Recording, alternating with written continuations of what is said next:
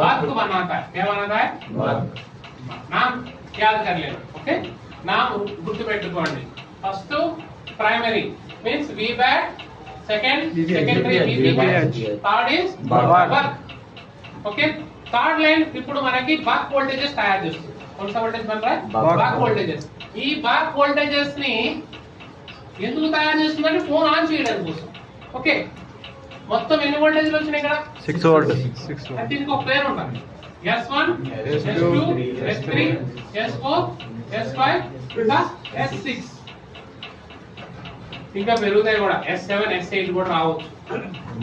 Depends the mobile model. वो ज्यादा बड़ा फोन है S8 भी बनता है, तो कभी S6 तक इधर दिया मैं। ఓకే, ఇందులో ప్రతి వోల్టేజ్ అనేది బయటకు వచ్చింది। ఎంత పవర్ వస్తుంది, ఎక్కడిది?